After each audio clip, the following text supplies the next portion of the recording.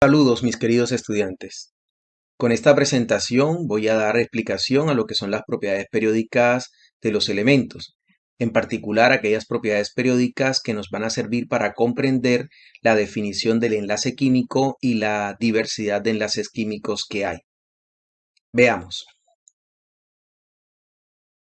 Para iniciar la explicación sobre las propiedades periódicas de los elementos, consideremos inicialmente la clasificación de los mismos según las propiedades físicas y químicas. Esto es, considerar la existencia de los metales que se ubican en la zona azul de la tabla periódica que tenemos acá, los semimetales o metaloides ubicados en la zona roja y los no metales ubicados en la zona amarilla. Reconocer la ubicación de los elementos de esta manera le va a dar más sentido y significado a las definiciones de las propiedades periódicas que veremos enseguida. El radio atómico está referido al tamaño del átomo. Se define como la distancia que hay entre el centro del átomo y la capa de electrones más externa. En la tabla periódica vemos su incremento sobre los periodos desde la derecha hacia la izquierda, tal como lo marca la flecha, y sobre los grupos lo vemos desde arriba hacia abajo. La afinidad electrónica es otra de las propiedades. Está definida como la energía que se libera de un átomo neutro al ganar un electrón. Sobre los períodos en la tabla periódica aumenta de izquierda a derecha y en los grupos aumenta de abajo hacia arriba. La energía de ionización, también denominada potencial de ionización, se define como la energía necesaria o requerida para poder remover un electrón de la capa más externa de un átomo neutro.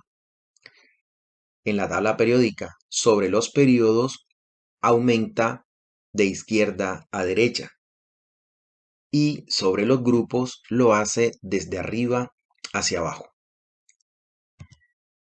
La electronegatividad en sí misma no es una propiedad, pero es producto de las anteriores.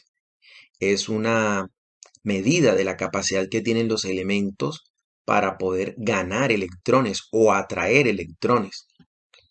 Sobre los períodos en la tabla periódica, la electronegatividad aumenta de izquierda a derecha y también lo hace desde abajo hacia arriba, similar a la energía de ionización y a la afinidad electrónica.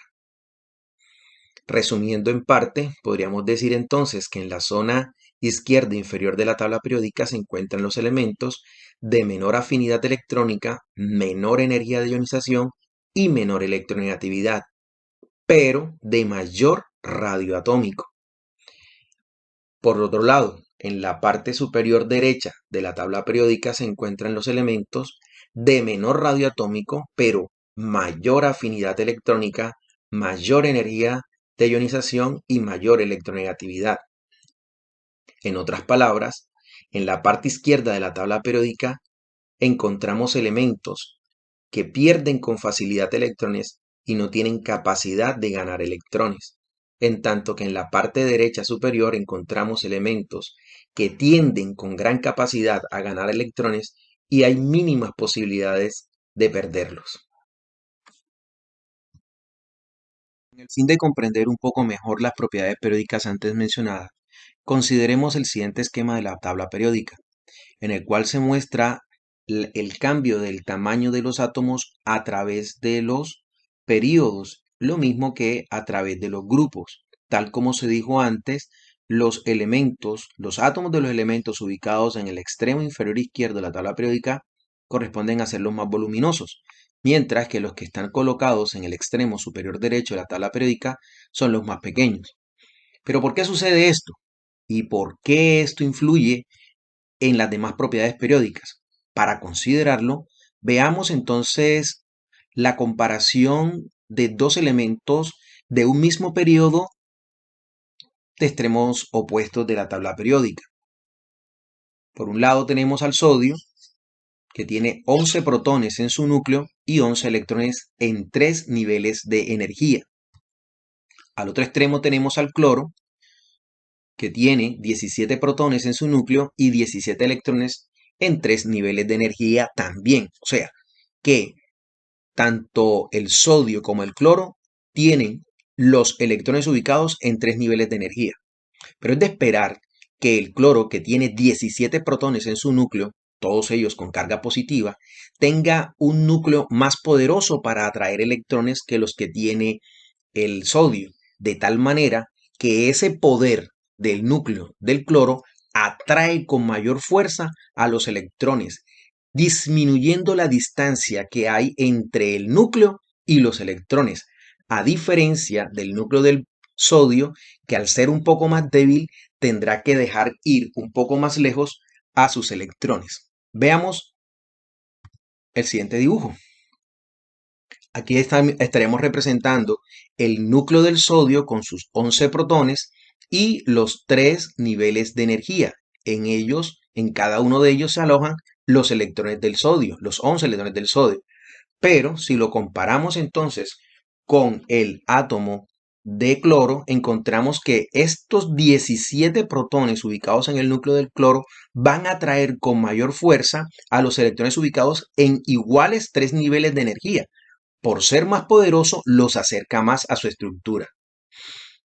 Esto genera la diferencia de tamaños entre el sodio y el cloro, siendo el sodio más voluminoso o de mayor tamaño que el cloro.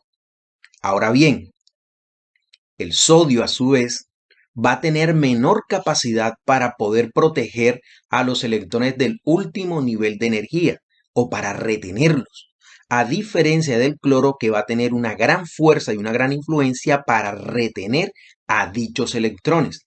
De manera que es mucho más probable que el sodio pierda sus electrones del último nivel que lo que le puede ocurrir al cloro, que los va a retener. Y no solamente eso, sino que va a tener capacidad para poder captar electrones de otros átomos que los tengan débilmente tomados, como es el caso del sodio.